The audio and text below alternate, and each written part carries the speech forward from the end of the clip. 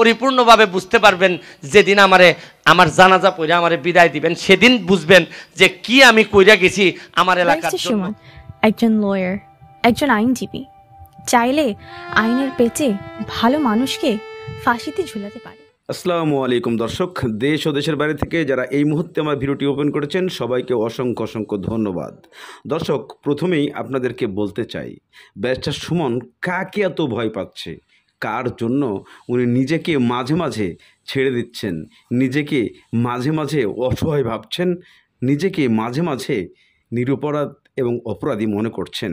কিন্তু এই ব্যক্তিকে তো বাংলাদেশের মাননীয় প্রধানমন্ত্রী শেখ হাসিনা পর্যন্ত ভালোবাসেন, তাহলে সে কাকে ভয় পাচ্ছেন?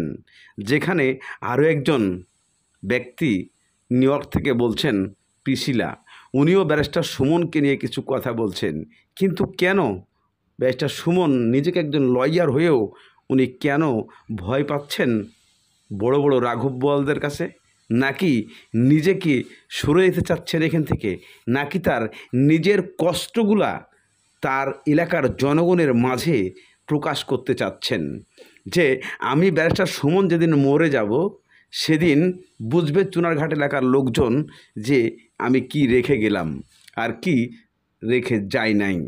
দর্শক, আমি একটা জিনিস বোঝাতে চাই, ব্যারিস্টার সুমনের এই কথাগুলো বলার কারণ আপনারা একটু নিজে মুখে তা শুনুন, তাহলে আপনারা বুঝতে পারবেন যে আসলে কি ঘটনা। পরিপূর্ণভাবে বুঝতে পারবেন যেদিন আমার জানাজা পড়ে আমারে বিদায় দিবেন, সেদিন বুঝবেন যে কি আমি কইরা গেছি আমার এলাকার জন্য।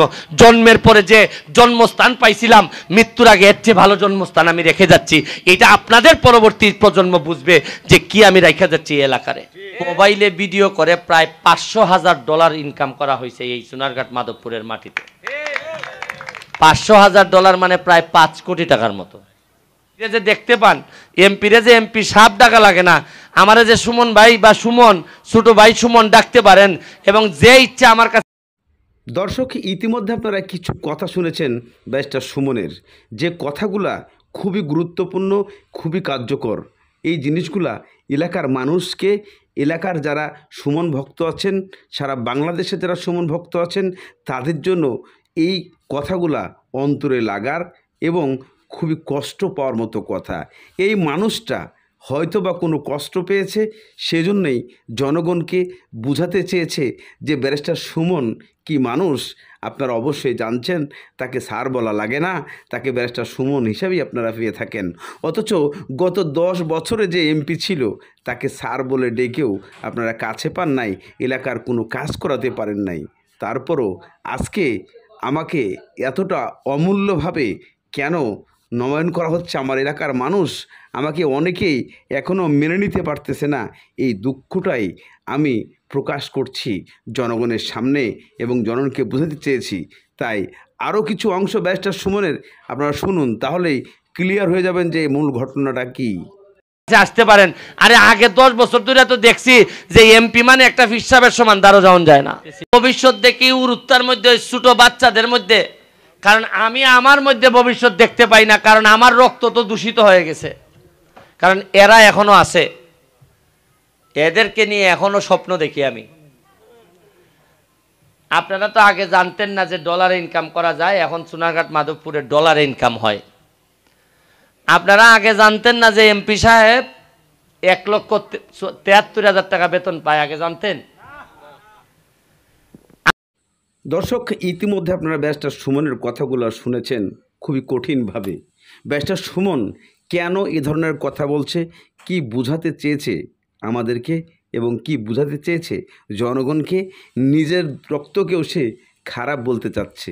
কারণ একটাই, উনি বর্তমানে হবিগঞ্জ 4 আসনে চুনারঘাট এলাকায় যে মানুষদের সঙ্গে মিশতে চাচ্ছে, যারা মাহবুব আলীর সঙ্গপঙ্গ ছিল, তারা আজও তাকে মেনে নিতে পারছে না। আর তাদেরকে উদ্দেশ্য করেই আজকে ব্যারিস্টার সুমনের এই বক্তব্যটা। তারা বিশেষ করে যদি বুঝতে পারেন, অবশ্যই বুঝে নেবেন যে ব্যারিস্টার সুমন কোন আফসোসে কথা বলছে। ব্যারিস্টার সুমন তো কোনো দল চায় নাই, চুনারঘাটে কোনো বিবাদ চায় নাই।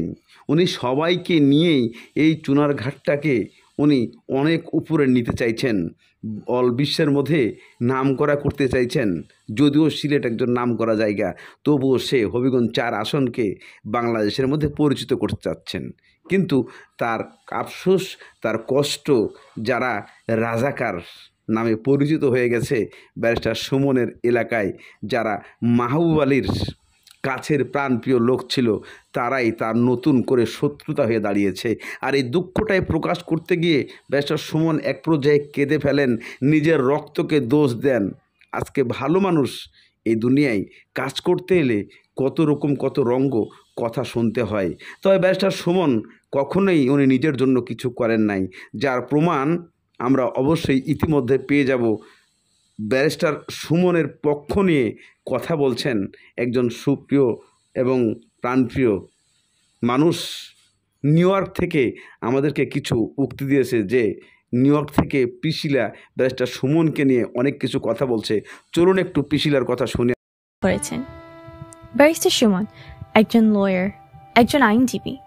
চাইলে আইনের পেচে ভালো মানুষকে ফাঁসিতে ঝুলাতে পারে, আবার চাইলে খুনিকে মুক্ত করে দিতে সহযোগিতা করতে পারে।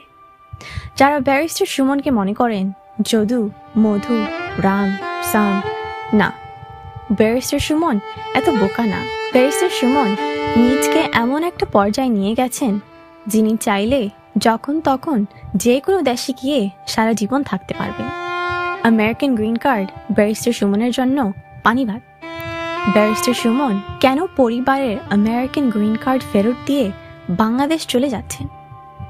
এমপি হওয়ার আগে কেন গ্রিন কার্ড ফেরত দেননি? কেন? দর্শক, ইতিমধ্যে আপনারা পিশিলার কথাগুলো শুনেছেন। পিশিলা ব্যারিস্টার সুমনকে নিয়ে বলতে চেয়েছেন যে ব্যারিস্টার সুমন একজন লয়ার, একজন আইনজীবী। সে ইচ্ছে করলে ভালো মানুষকে সাজা দিয়ে জেলখানায় ঢুকাতে পারে, আবার জেলখানার থেকে বের করতেও পারে। সেই মানুষটা রাজনীতিতে এসে মানুষের সেবা করার জন্য, এলাকার সেবা করার জন্য যত বড় ত্যাগ স্বীকার করেছেন, যা বাংলাদেশের বুকে আর কোনো মানুষই করা সম্ভব নয়। কেন বলেছেন জিনিসটা শুনলে আপনারা অবাক হয়ে যাবেন। বিশেষ করে ব্যারিস্টার সুমন এমন একজন ব্যক্তি যে নিজের জন্য উনি কিছুই করতে চান নাই। উনি চাইছে এলাকার অসহায় গরিব দুঃখী মানুষের জন্য, এলাকার রাস্তাঘাট, কলেজ, স্কুল, মাদ্রাসা, ব্রিজ, মন্দির, এগুলোর পিছনেই শ্রম দিয়েছেন। দেন নাই শ্রম ফ্যামিলিকে, দিয়েছেন শুধু জনগণের পিছনে। কিন্তু এর স্বার্থটা কি ছিল? এর স্বার্থ যা বর্তমানে পিশিলা বুঝাতে চেয়েছে, তার কোনো স্বার্থ ছিল না নিজের পকেট ভরার জন্য। ওনার স্বার্থ ছিল দেশের জনগণকে ভালোবাসা, চুনারঘাট এলাকাকে বড় একটা জায়গায় উপহার আনা। এটাই ছিল তার দায়িত্ব। এবং সে কতটা মোহনশীল, সে কতটা দায়িত্বশীল, কতটা নীরবতা, কতটা নিজেকে সাশ্রয় রাখতে পারে, কতটা নিজেকে ধরে রাখতে পারে যে আমেরিকার মতো জায়গার গ্রিন কার্ড ফেরত দিয়ে দেয়। যদি কোনো কারণে রাজনীতি করতে এসে পকেট ভর্তির নীতি চলে আসে, তাহলে আমেরিকায় চলে আসতে হবে, চলে টাকা বাড়ি গাড়ি করতে হবে। আর সেই বাড়ি গাড়ি করতে পারবে না এবং বাড়ি গাড়ি করবে না, সেজন্য আমেরিকার সেই গ্রিন কার্ড উনি ফেরত দিয়ে দেয়। এই জন্য কয়রকম এমপি মন্ত্রী আছে বাংলাদেশে আমার জানা নেই। তবে আপনাদের যদি জানা থাকে এরকম সৎ এমপি মন্ত্রী থাকে, তাহলে আপনারা কমেন্টের মাধ্যমে এর নামগুলো লিখে দিবেন। পিশিলা আরও বলেছেন যে একজন লয়ার দেশের জন্য এত কিছু করা মানে আগামীর প্রাইম মিনিস্টার ব্যারিস্টার সুমন। ইনশাল্লাহ সবাই দোয়া করবেন যেন হয়ে যেতে পারে। খোদা হাফেজ।